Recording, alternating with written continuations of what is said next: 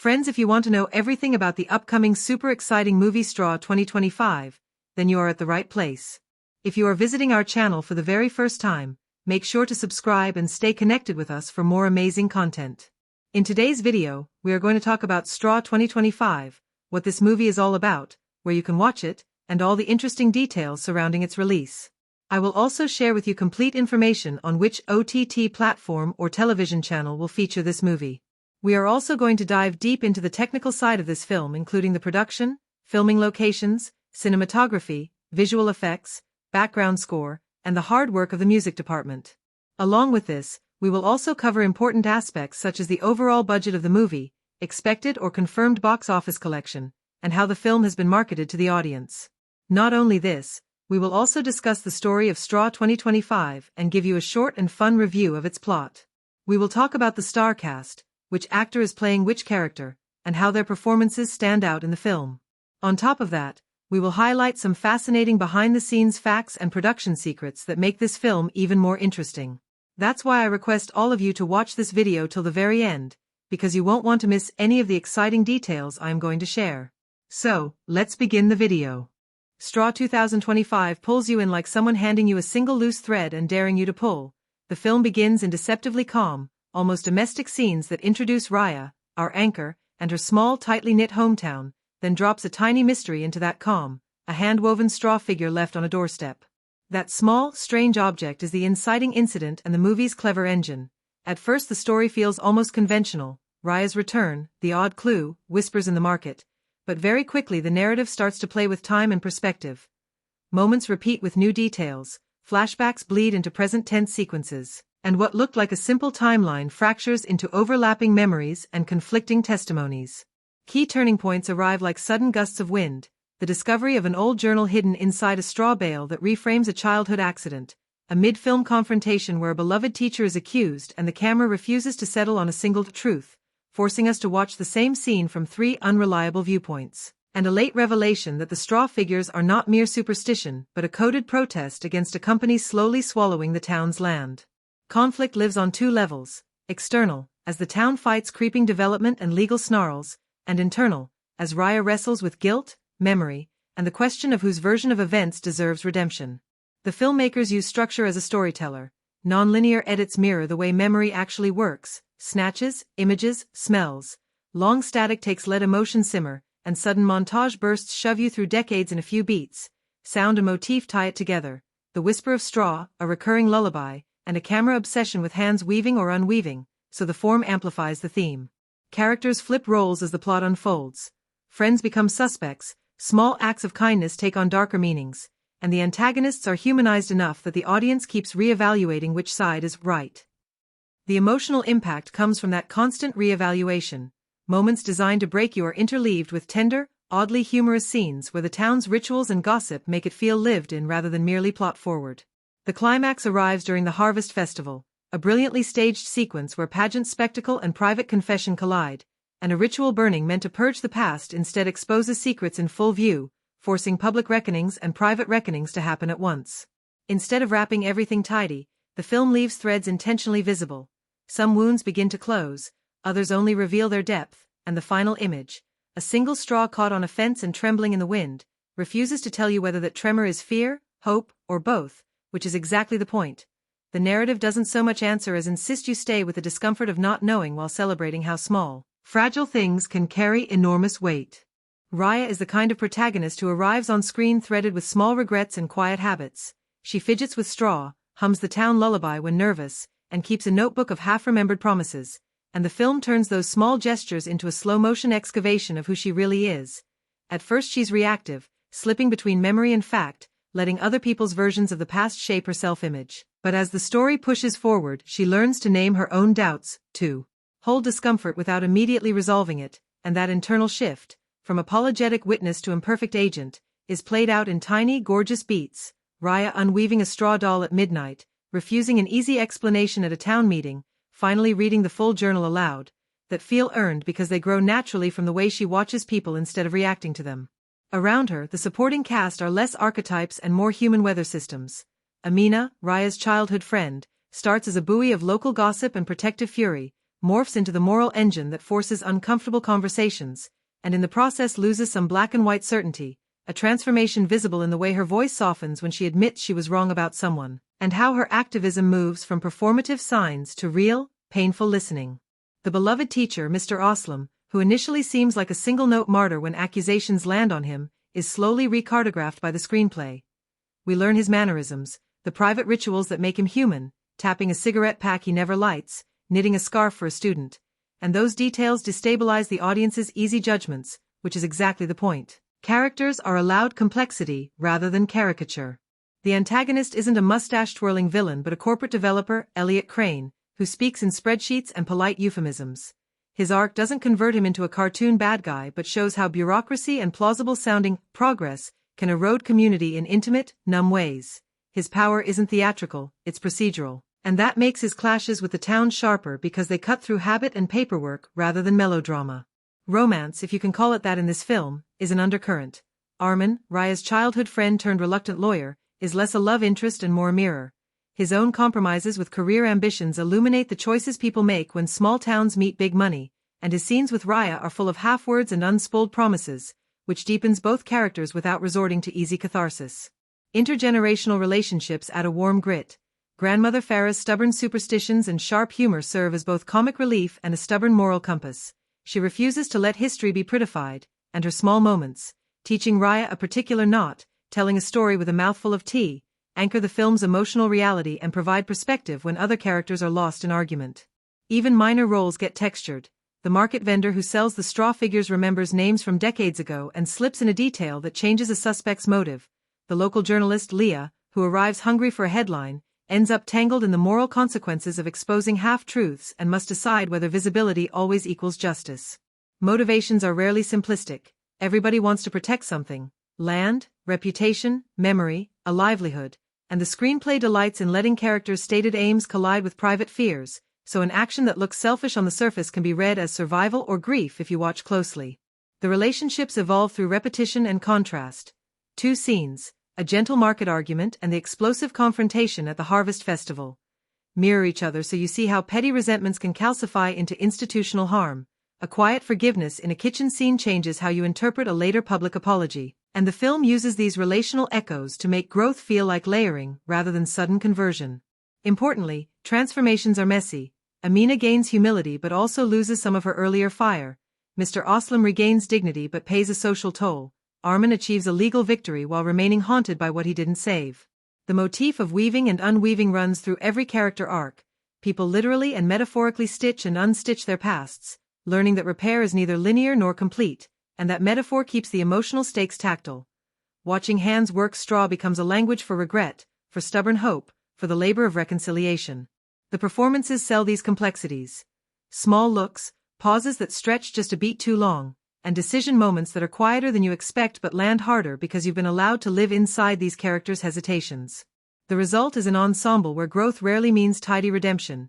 It means people learning to carry their contradictions in public, to accept that truth is often plural, and to make small, stubborn choices that shift the town's shape, sometimes subtly, sometimes explosively, and in doing so the film turns character development into the engine of its moral imagination rather than a checklist of resolved arcs. From the very first scene it becomes clear that the film Straw 2025 isn't just telling a story, it is carried on the shoulders of its actors who seem less like performers and more like people who have stepped directly out of the town's soil.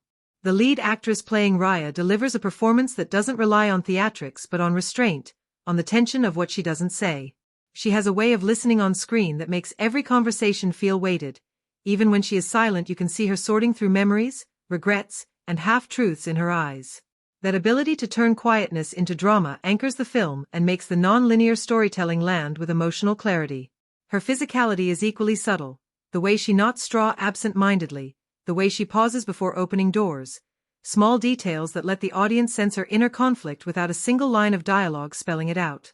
The supporting cast elevate the material in surprising ways. Amina, Raya's childhood friend, bursts onto the screen with a raw energy that makes every scene unpredictable. The actress brings both ferocity and fragility, often shifting from sharp-edged anger to almost childlike vulnerability in the span of a single argument. Her delivery in the mid-film confrontation, when accusations fly and allegiances blur, is a masterclass in controlled chaos. She raises her voice not like an actor playing outrage but like someone whose heart is too full to hold back. The film leans on her presence as the emotional accelerant, and she never falters. Then there is Mr. Oslam, the teacher caught in the storm of suspicion. The actor's performance is haunting in its understatement. He resists the temptation to play the martyr, and instead gives us a man weathered by quiet dignity, whose trembling hands reveal more than his words. In one memorable sequence, when he knits by lamplight after being accused, the camera lingers on his concentration, and it's his subtle performance that makes the scene heartbreaking. The actor never begs for sympathy, and that refusal makes his pain cut deeper. On the opposite end, the corporate developer Elliot Crane could have been reduced to a one-note villain, but the actor brings him alive with calculated charm. He smiles too easily, speaks with polished calm, and even in his most ruthless moments he never loses that disarming civility, which makes him chilling. His performance forces the audience to confront how modern antagonists often come in suits, contracts, and polite voices rather than overt cruelty. The unease he creates doesn't come from shouting but from the quiet confidence of someone who believes the town is already lost. Even the secondary players leave an impact. The grandmother Farah steals every scene she's in, delivering her lines with a mix of biting humor and bone-deep wisdom. The actress makes her less of a stereotype and more of a living archive of the town's memory, grounding the story with warmth and sharp wit. Arman, the lawyer and Raya's conflicted friend, is played with understated grace. His weary half-smiles and hesitant pauses feel authentic to someone caught between ambition and loyalty. His chemistry with Raya doesn't rely on overt romance but on glances, unfinished sentences, and a shared history that the actors convey with remarkable ease. What makes these performances so compelling is how they interact. The cast doesn't just recite lines, they listen to each other, interrupt, overlap, and respond in ways that make the town feel lived in. Crowd scenes bristle with authenticity because even background actors seem to have their own stories simmering under the surface. You can watch a market argument unfold and notice side characters exchanging glances that hint at gossip and grudges, giving the entire community texture. The emotional depth of the story is enhanced because each actor seems to understand the larger thematic weight of their role. They aren't just playing individuals but also carrying pieces of the town's collective memory, trauma, and hope. The performances transform the script's ideas into something visceral, making the film feel less like a narrative and more like an experience unfolding right in front of you. The director of Straw 2025 shapes the film like a careful composer. Every beat of mood and tone is scored, not shouted, so warmth and menace live side by side in the same frame. The visual language mixes social realist intimacy with lyrical punctuation, handheld, near-breathing camera work in cramped market and kitchen scenes that puts you in the crowd, and slow, deliberate crane or dolly moves for the festival sequences that let spectacle unfold like a small tidal wave. Pacing is elastic. Quiet, observational stretches let the town breathe and characters accumulate unspoken history, then the editing snaps into shards, repeated scenes, slight changes in perspective, and sudden montage bursts, to mimic how memory and rumor warp what actually happened. Shot composition is obsessed with small things. Hands, knots, the textures of straw, negative space and off-center framing are used to make people feel both rooted to place and quietly isolated, while symmetrical, wide compositions are saved for moments when the town's choreography, rituals, protests, pageants, must read as communal. The color and lighting play a sneaky role in storytelling.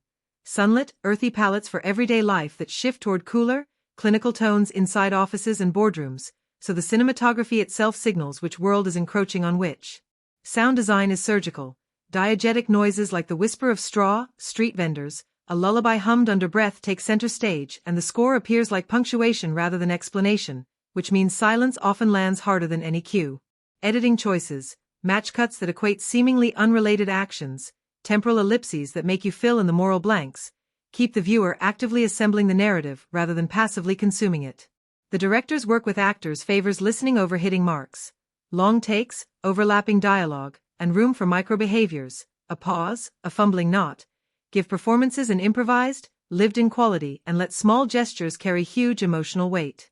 Mise-en-scene is rich with motifs, straw dolls, fences, woven knots, so even background details become narrative actors that accumulate meaning over the film's runtime. And in sequences that should have been spectacle for spectacle's sake, the director chooses restraint. The Harvest Festival, staged like a slow-burning reveal, becomes a collision of public ritual and private confession because camera movement, blocking, and sound are choreographed to expose secrets rather than theatrically announce them. The result is a directorial voice that trusts cinema's smallest tools, light, silence, a hand on a table, to turn ambiguity into an experience you can feel in your ribs rather than explain away with tidy answers.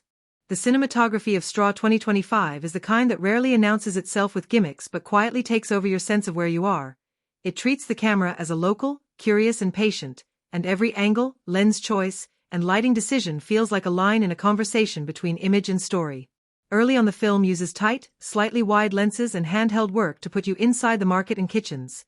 The frame often sits so close to faces and hands that textures, straw fibers, calloused palms, threadbare cloth, become characters themselves, and those near-breathing camera moves create an intimacy that makes later ruptures feel personal rather than dramatic.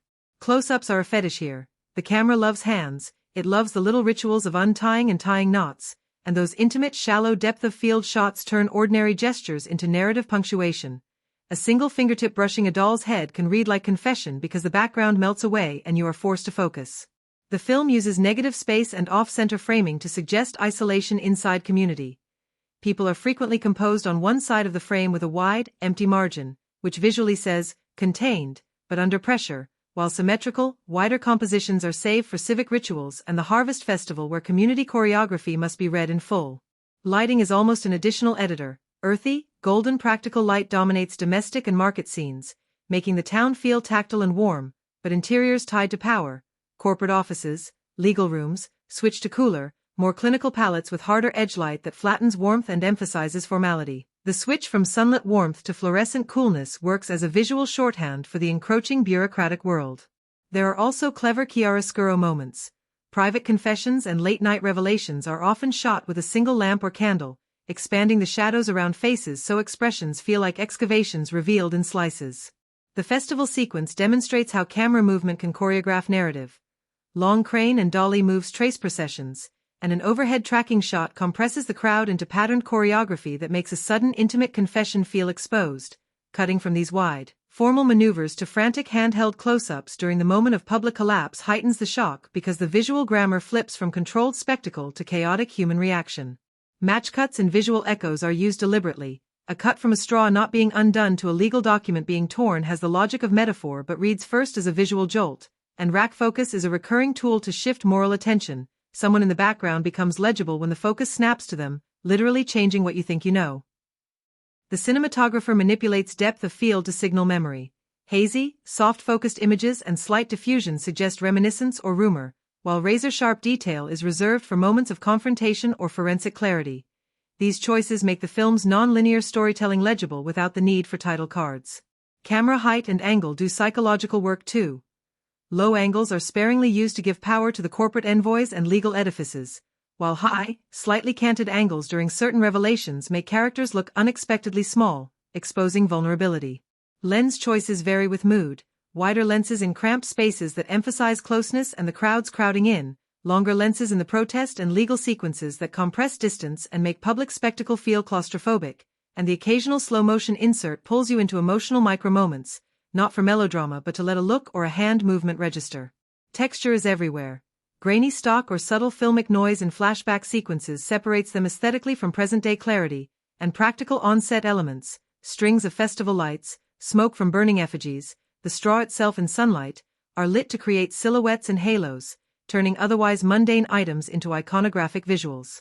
The greatest visual strikes are often quiet. The opening extreme close-up of a single straw figure, the lamplit knitting scene where hands and yarn fill the frame as if the world has been reduced to motion and thought, the journal discovered in a shaft of dust-lit afternoon where the camera slowly pulls back to reveal a room full of listening faces, and the big set-piece beauty is the harvest night reveal when firelight, smoke, and backlight create shifting silhouettes that make public confession look like ritualized theater.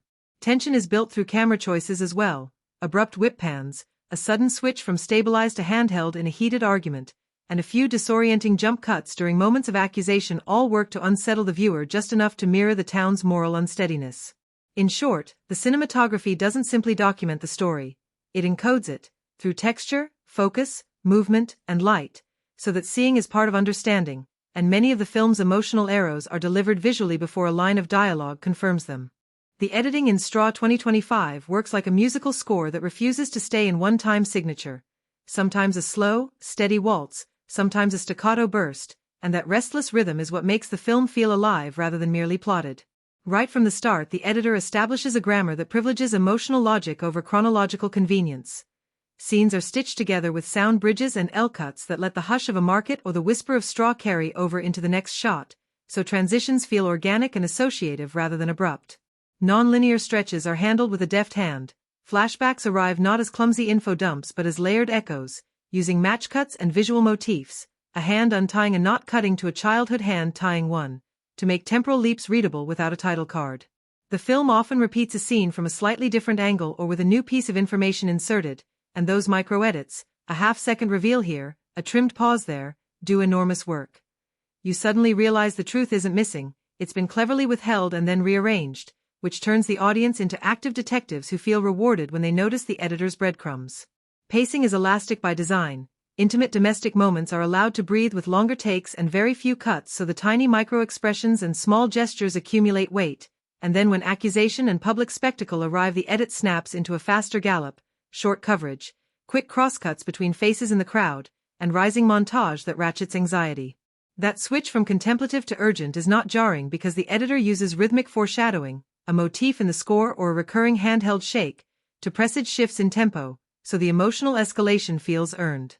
Transitions between public and private register are often managed by cross-cutting that pairs legal rooms and protest lines, letting parallel actions comment on each other instead of explaining them.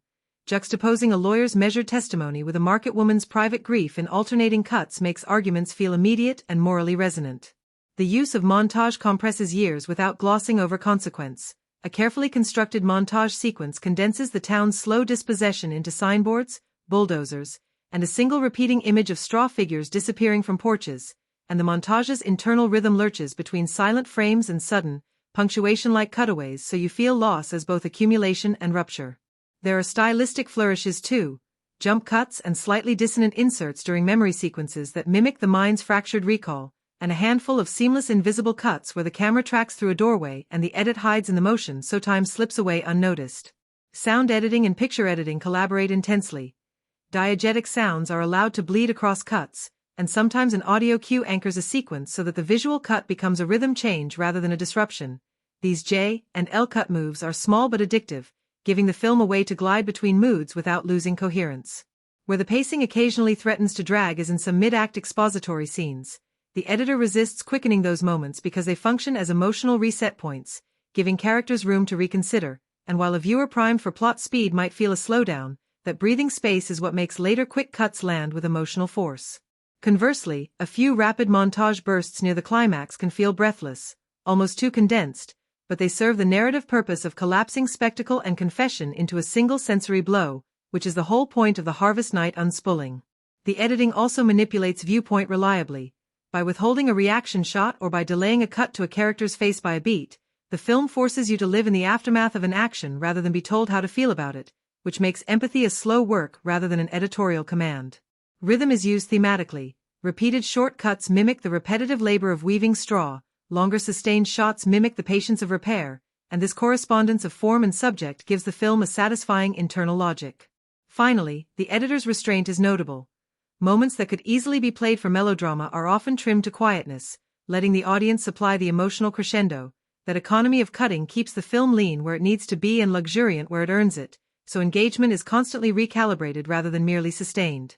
The music in Straw 2025 acts less like background decoration and more like a secret narrator that whispers, tugs, and sometimes shoves you where the picture won't. The opening theme arrives like a single plucked string in a quiet room, simple and almost fragile, and from that tiny seed the score grows strands. A recurring lullaby motif that becomes Raya's private weather, a prickly, syncopated weaving rhythm that mimics the act of knotting straw, and a cold antiseptic synth undercurrent for the corporate world that always sounds like paperwork wearing leather shoes.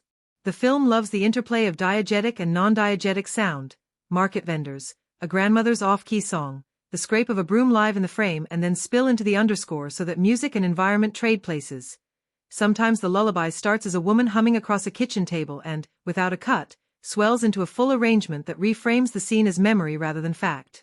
Instrumentation is smart and character-driven. Acoustic, earthy instruments, plucked strings, wooden flutes, muted percussion, a humble accordion or reed instrument, give the town warmth and tactile texture, while processed strings and distant low bass hint at the procedural, immoral machinery of development. The score remodels the same melodic cell with different timbres depending on point of view, so a motif heard on a child's whistle in one scene returns as dissonant low cello in the courtroom, and suddenly you understand the same melody means very different things to different people. Silence is used like punctuation rather than absence. After a swell of choir or a mounting drum figure, the music often drops to a brittle, almost brutal quiet that forces you to live inside a single reaction, and those quiet beats land harder than any crescendo because the sound design has taught you to expect sound as evidence. Standout cues aren't just big moments but the tiny arrangements. The lamplight knitting sequence scored with a sparse piano and a faint rhythmic brush that tracks fingers working. The discovery of the journal underscored by a slow, rising interval that never quite resolves, making curiosity feel a little guilty. And the Harvest Night composition that layers folk percussion, a chanting chorus, and frayed electronics until ritual and revelation blur into a single, heady wash, then cuts to nothing, which is deliciously cruel. Recurring motifs are used like fingerprints. A fragile two-note cell signals regret, a three-beat pattern signals action taken in fear, and variations on the lullaby provide emotional signposts so you can feel when a character is remembering rather than lying. The score's mixing is thoughtful. It sits under dialogue when empathy is requested, then pushes forward to comment when the picture wants judgment, and the transitions between music and ambient sound are handled with the same editorial craft you see in the picture. Audio L-cuts that keep a tune humming into the next shot, sudden diegetic to score handoffs that reveal a character's interior state. There's also clever textural work. Sounds of straw, scratch, rustle, snap, are treated musically, sometimes looped and pitched to create pulse, so the material at the heart of the story literally becomes part of the harmonic fabric. Emotionally, the music is mischievous. It will lead you to feel hope in a small exchange and then, with a subtle modal shift, remind you that hope is fragile, and that tonal ambiguity mirrors the film's moral ambiguity. Motifs rarely resolve neatly, so the score leaves you slightly off balance in the best way. In scenes that could have been manipulative, the composer chooses restraint.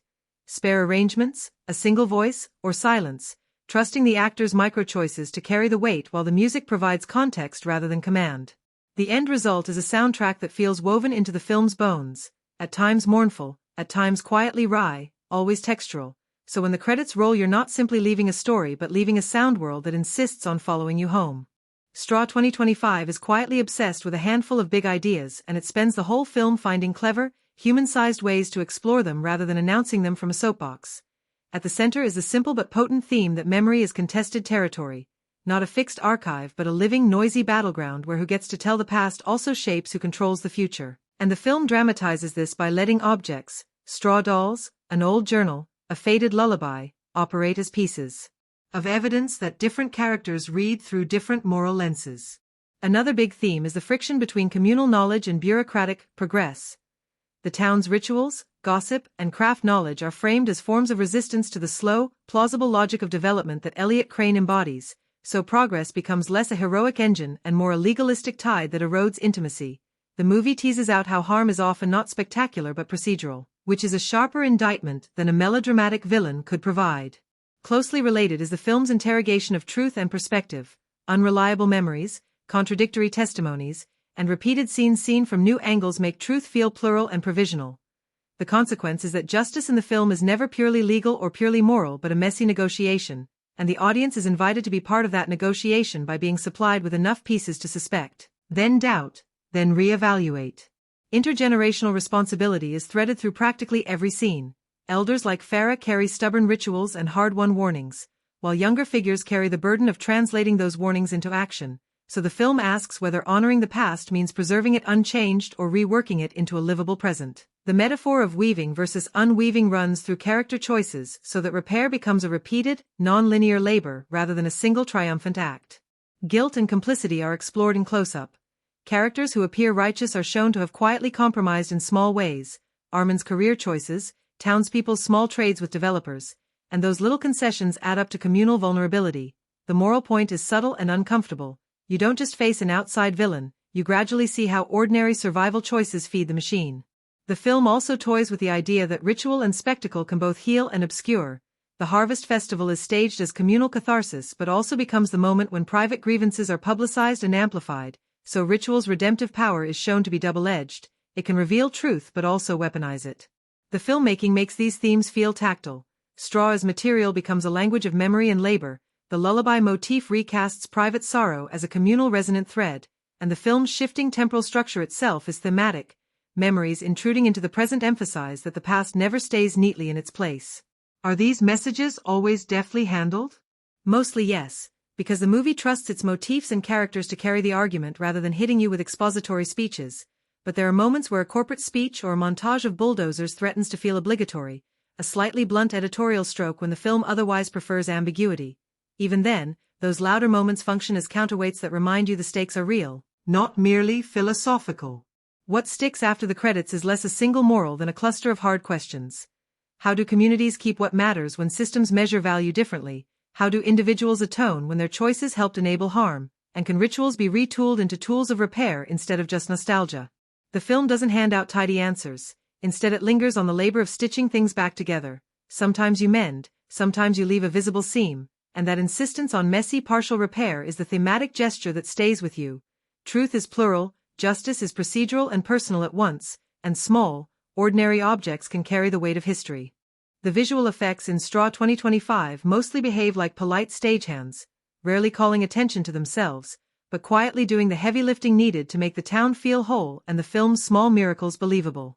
A lot of the film's VFX work is invisible craft, digital cleanup of rigs and wires on stunt shots, removing modern signage from period storefronts, subtle sky and day-of-light replacements to keep continuity across shooting days, and you notice that care immediately because nothing in frame ever jerks you out of the moment.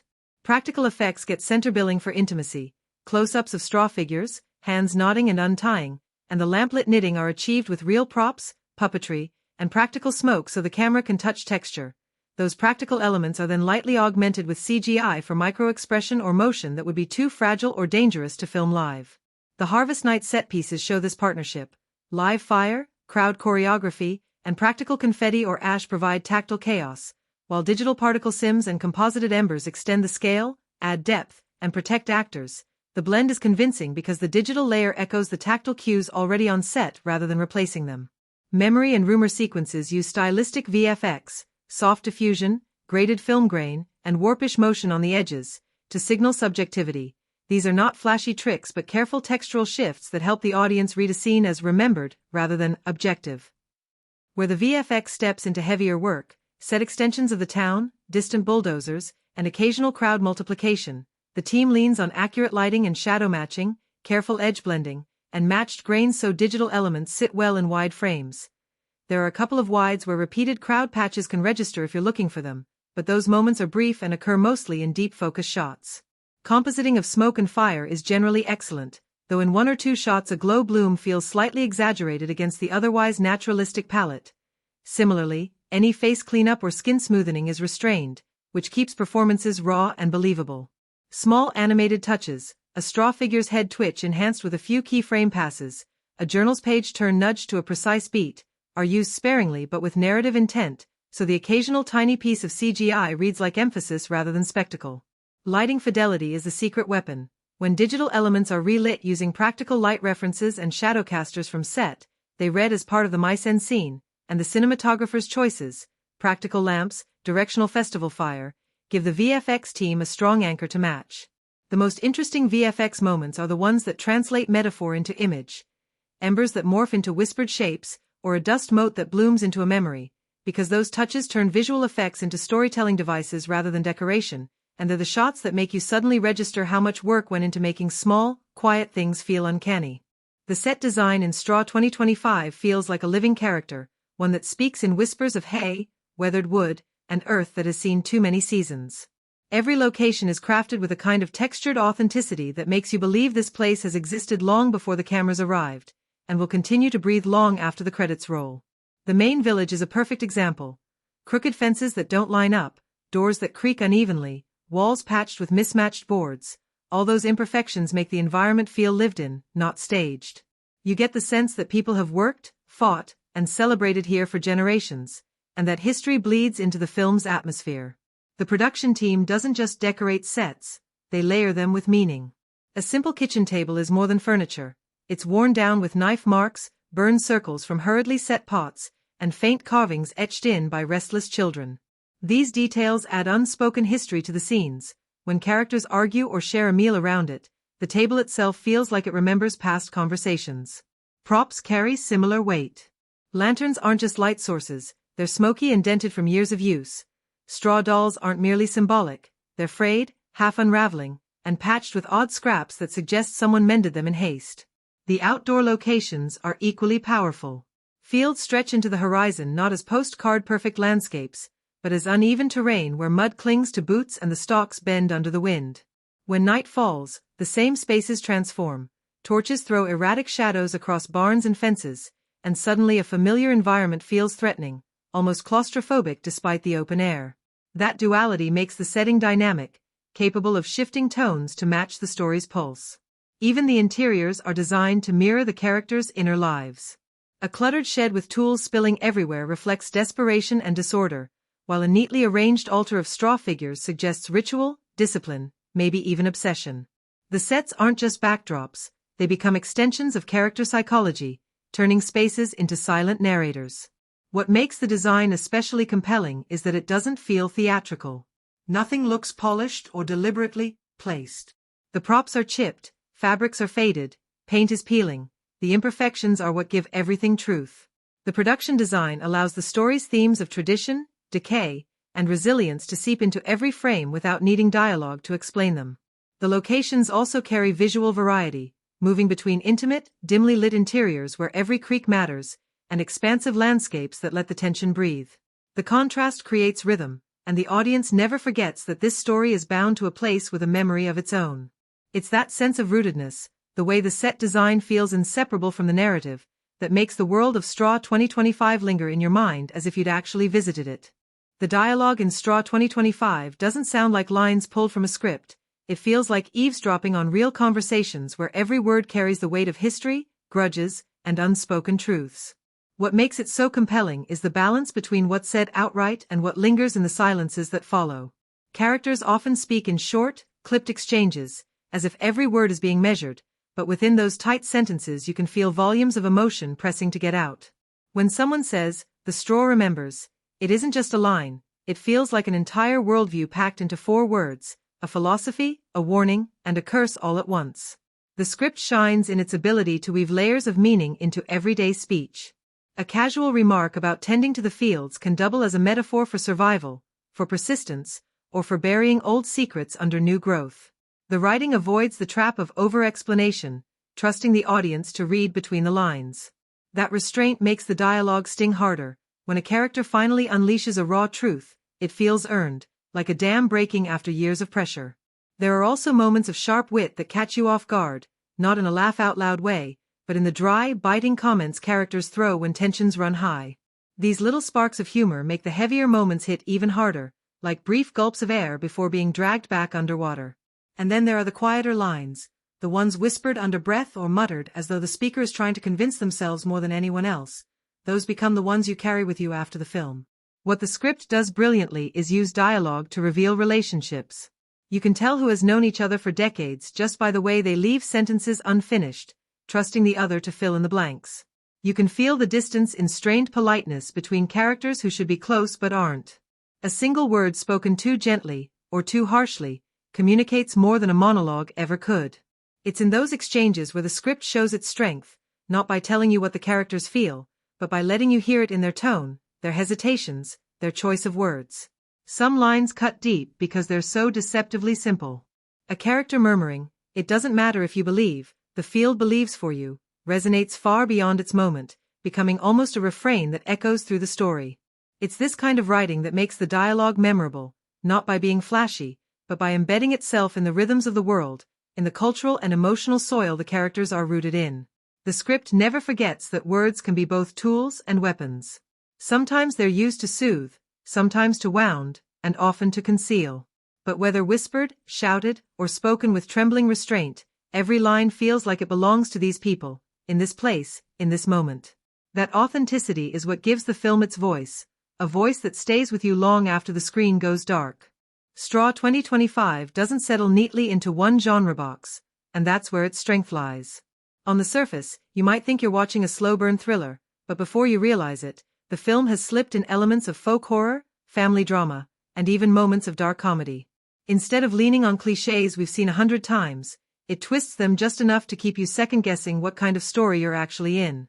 That unpredictability makes the viewing experience tense in the best way. You're not watching a formula, you're watching something alive.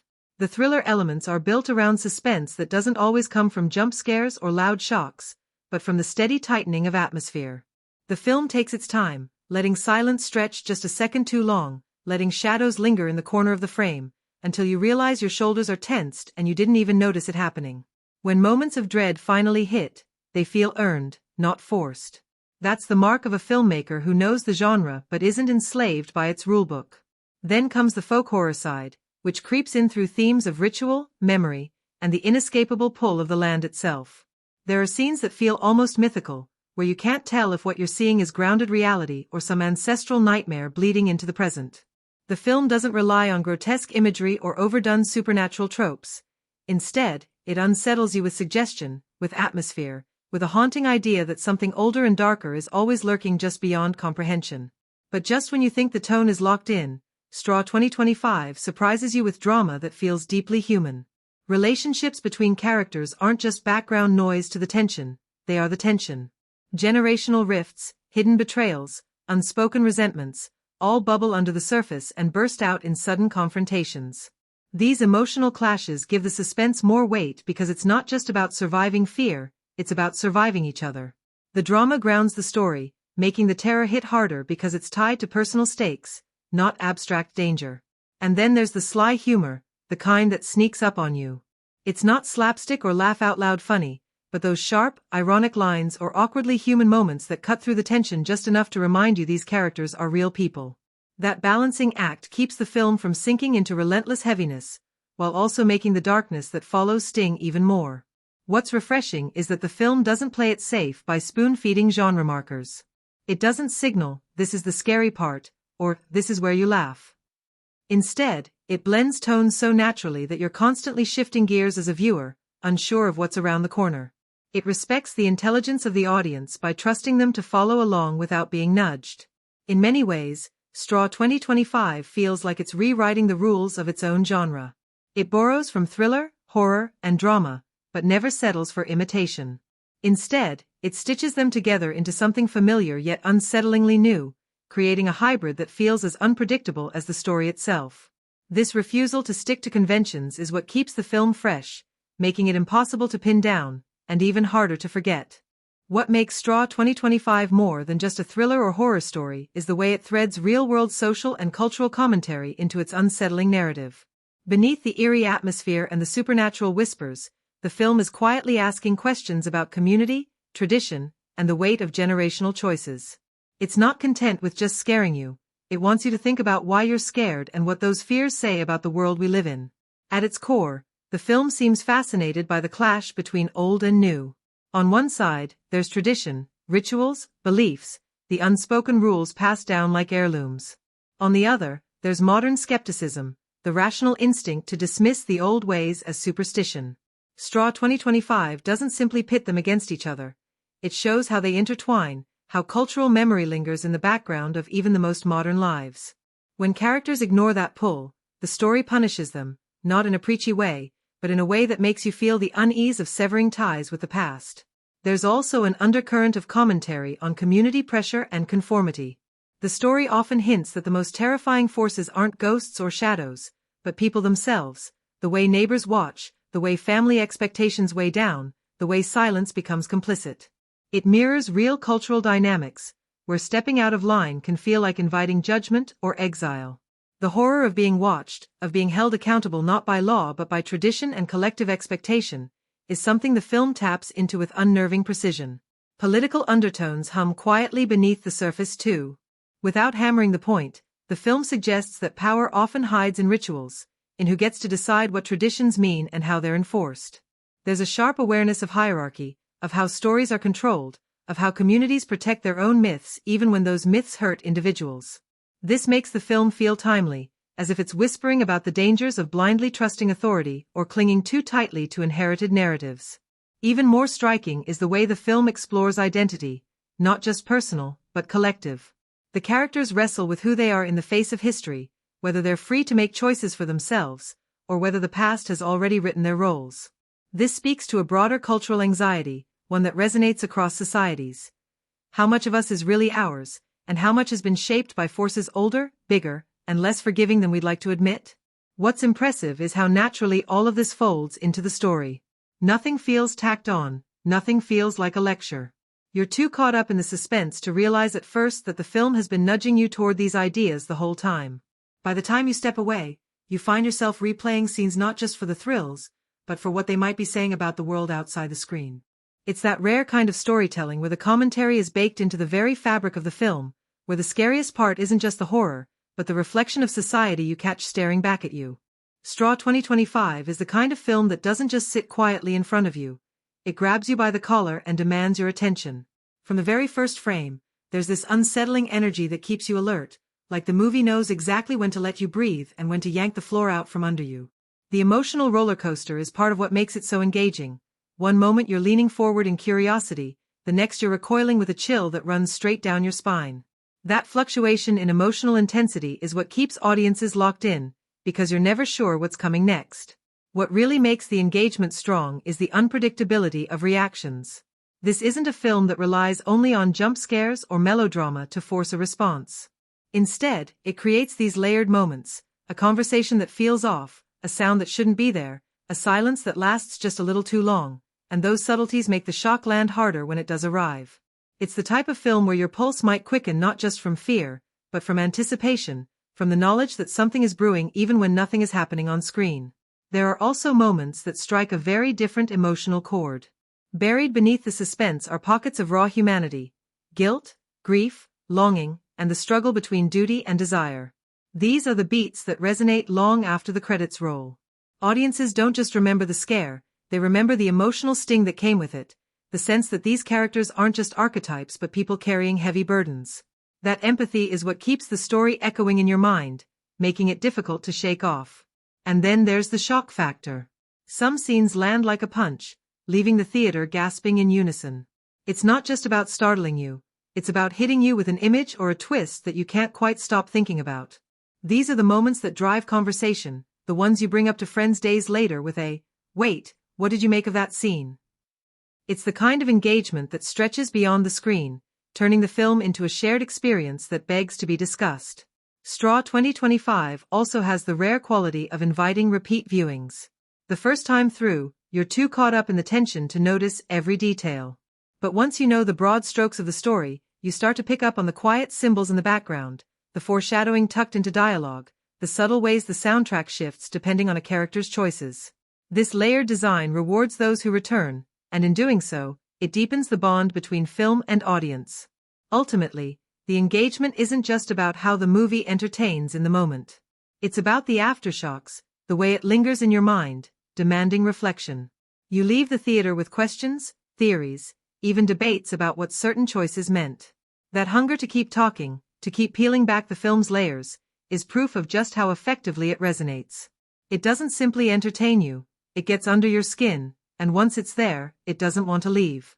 Straw 2025 carves out a space for itself in ways that make you sit up and take notice when you start thinking about similar films. Compared to other slow-burn thrillers or folk horror stories, it doesn't rely on the usual visual shorthand. No over-the-top gore, no cheap jump scares, no formulaic, creepy cabin in the woods setup. Instead, it builds tension through texture, character, and environment, which makes it feel both familiar and refreshingly distinct at the same time. If you think of classic genre entries, Straw 2025 is less about spectacle and more about immersion. It's the difference between watching a story unfold in a haunted forest and feeling the forest breathing around you. Looking at films that explore memory, community, or intergenerational tension, Straw 2025 stands out because it doesn't treat these themes as subplots or clever twists. Where some directors might lean on exposition or flashbacks heavy-handedly, this film integrates them seamlessly into the environment and action. Scenes are layered so that even a casual exchange or a simple glance can carry narrative and thematic weight, whereas in other films, comparable moments might feel like filler. The pacing, rhythm, and attention to small tactile details set it apart, giving it a literary quality that's unusual in this genre. In terms of director's style, Straw 2025 feels like a natural evolution rather than a retread. The filmmaker has explored tension and psychological nuance in earlier works, but here there's a heightened sense of orchestration. Every shot, sound cue, and performance feels deliberate without being forced. The combination of visual subtlety and layered sound design is more sophisticated than prior projects, and the film's use of non-linear narrative and motifs shows a confident handling of form that distinguishes it from both the director's past work and typical genre offerings. Compared to contemporaries, the film also distinguishes itself through restraint. Many modern thrillers or folk horror films lean into sensory overload, loud scores, rapid edits, shocking imagery, to keep audiences engaged, but Straw 2025 trusts patience. Moments that might be padded or rushed in other films are allowed to breathe, and that breathing creates tension and engagement in a more organic, almost tactile way. You notice this especially in comparison to films that prioritize plot over character. Here, the stakes feel intimate, personal, and rooted in lived experience rather than abstract conflict. Even when it shares genre DNA, the lurking sense of unease, ritualistic undertones, or moral ambiguity, Straw 2025 differentiates itself by making its environment, props, and objects feel narratively active. The straw figures, the woven textures, the rhythms of daily labor are not just aesthetic choices but storytelling devices, something you rarely see executed this meticulously in similar films.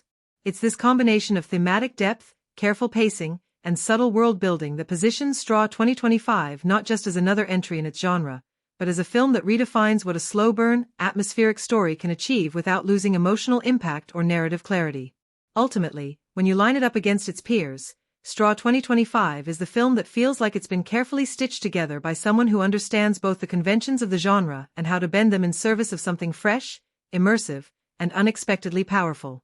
Straw 2025 is practically humming with symbolism, and the more you watch, the more you realize that almost every object, gesture, and visual choice carries weight beyond its surface meaning. The most obvious recurring motif is, of course, the straw itself, not just as a material, but as a metaphor for memory, fragility, and the way stories are woven and unraveled over time. Every straw figure, every bundle tied or untied, acts as a visual shorthand for the characters' relationships, secrets, and attempts to maintain control over forces larger than themselves. It's tactile storytelling. You see the past and present tangled together, literally in the fibers, and it resonates because the motif carries emotional as well as narrative significance. Objects in the film are rarely neutral. The journal, for instance, functions as both a literal record and a metaphorical key. It represents how memory can be selective, how personal narratives are preserved or distorted, and how knowledge itself is both a weapon and a responsibility. Similarly, lanterns and flickering light appear repeatedly, signaling awareness, revelation, or the flickering nature of understanding. In a single scene, a character might glance at a lantern just as a memory surfaces, tying illumination directly to insight without a single line of dialogue. The landscape and set design double as symbolic layers, too. Crooked fences, leaning barns, and uneven fields mirror the moral and emotional landscape of the characters. Nothing in this world is perfectly straight, and that visual irregularity reinforces the film's themes of imperfection, inheritance, and human fragility. Shadows are manipulated not just for suspense but for metaphor. Long, stretching shadows reflect looming consequences, while overlapping silhouettes hint at tangled relationships or hidden histories. Even sound and movement carry metaphorical weight. The sway of straw in the wind, the rustle of fabric, the soft creak of floorboards, these are treated almost like punctuation in a written text, cues that signal change, danger, or remembrance. The score itself frequently mirrors these visual motifs, with recurring melodic patterns that echo the physical patterns in the props and environment. Music and visuals together reinforce the sense that everything in the film is interconnected. Nothing exists in isolation. There are also subtler, almost hidden cues that reward careful viewing. A stray knot in a bundle of straw might reflect a missed connection between characters, a spilled bundle could signify disrupted tradition or failure, and patterns in the weaving sometimes foreshadow plot twists or character revelations. These visual metaphors operate quietly in the background, shaping the narrative and emotional texture without ever becoming overt or didactic. Even character gestures become symbolic.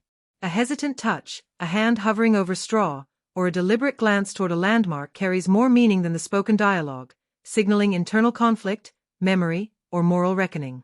The film trusts the audience to notice these cues and interpret them, creating a richer, more immersive experience.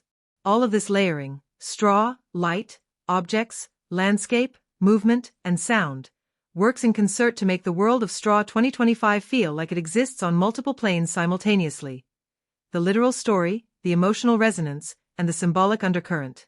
Watching the film becomes like unraveling a tapestry where every strand has been deliberately placed, and the deeper you look, the more connections you discover. It's this intricate network of symbolism and metaphor that makes the film linger in your mind long after you've left the theater. Straw 2025 isn't part of a larger franchise, but it does feel like it belongs to a broader historical and cultural conversation, which makes its context fascinating to unpack. The film situates itself in a rural, semi-isolated town whose architecture, rituals, and daily rhythms are drawn with painstaking attention to authenticity. From the uneven cobblestone streets to the way tools are stored and handled, every detail suggests the filmmakers did more than research. They lived the world they were recreating on screen. The historical cues aren't just decorative, they actively inform the narrative, showing how generational memory and tradition shape the characters' moral and social choices. Costumes and props are particularly immersive. Fabrics are muted, slightly worn, and patterned in ways that feel true to a working community rather than a sanitized historical set. The straw figures, journals, and household objects are not merely symbolic, they're historically plausible in the context of the town, bridging the line between narrative device and period accuracy. Even small touches, like the way lanterns are handled or the way children carry out chores, are consistent with a lived-in historical rhythm, grounding the story in a tangible reality. The film also gives weight to social hierarchies and cultural norms of the period it evokes. Characters navigate authority, superstition, and communal expectation in ways that feel historically credible. You can see the subtle interplay of labor, gender roles, and intergenerational tension woven into scenes that, on the surface, might look like simple domestic moments but actually convey layers of historical context. It's this attention to societal nuance that makes the world feel like it existed long before the cameras arrived, and will continue long after. Even the way the film structures its narrative echoes historical storytelling techniques. Flashbacks, memory sequences, and oral traditions are all integrated in ways that suggest a culture where history is remembered and retold, rather than strictly recorded. That approach enhances immersion. You're not just watching the past, you're experiencing it as the characters would. Fragmented, interpretive, and emotionally weighted. While Straw 2025 isn't striving for documentary-level fidelity, it balances historical plausibility with narrative need. It captures the atmosphere, textures, and moral stakes of the period convincingly, while allowing creative liberties that enrich the story rather than distract from it. The historical context doesn't feel like a backdrop, it's an active participant, shaping the choices characters make, the conflicts they face, and the symbolism that recurs throughout the film. By embedding history into the narrative fabric in this way, the film achieves a sense of time and place that is as immersive as it is narratively compelling. Straw 2025 is a testament to the evolving landscape of filmmaking, where creative autonomy and strategic partnerships can yield impressive results. Produced under Tyler Perry's first-look deal with Netflix, the film was crafted with a budget of approximately $25 million. This financial backing allowed Perry to maintain creative control, resulting in a film that is both emotionally resonant and visually compelling.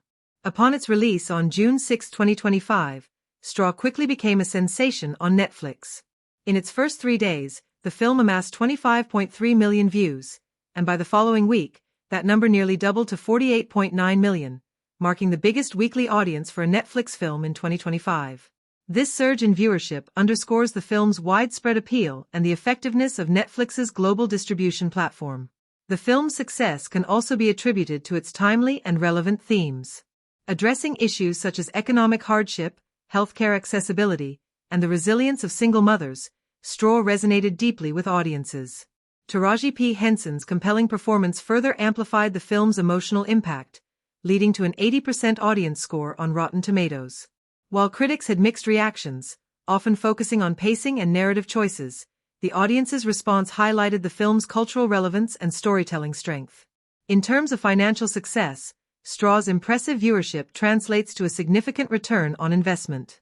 While exact revenue figures are proprietary, the film's performance suggests a substantial profit, especially considering its $25 million production budget. This success not only reinforces Tyler Perry's position as a prolific filmmaker but also showcases the potential of streaming platforms like Netflix in delivering impactful and commercially viable content. Straw exemplifies how a well-crafted film, supported by a reasonable budget and a strategic distribution model, can achieve both critical acclaim and commercial success.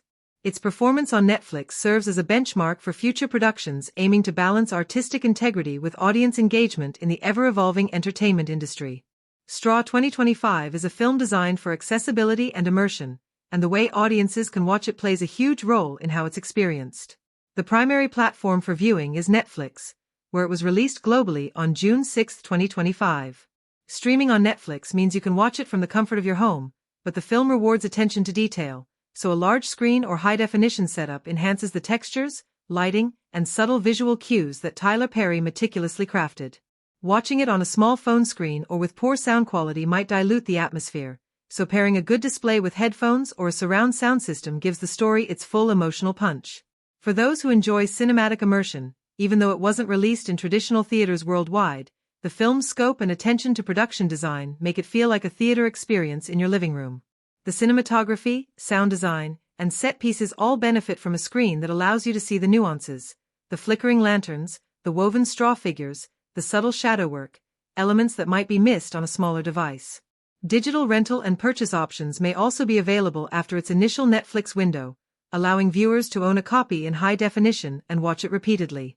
This is particularly valuable for those who want to revisit the film to catch the layered symbolism, recurring motifs, and visual metaphors that reward multiple viewings. For streaming, ensuring your connection is stable and watching in a distraction-free environment maximizes the tension, suspense, and emotional beats, making you feel more connected to the characters and the world they inhabit. In short, the best way to watch Straw 2025 is through Netflix on a large screen with a good sound setup, in an environment where you can focus and immerse yourself fully. That's when the carefully woven atmosphere, the rich textures, and the emotional depth truly shine, turning the viewing experience from simply watching a story to stepping into the world Tyler Perry has meticulously crafted.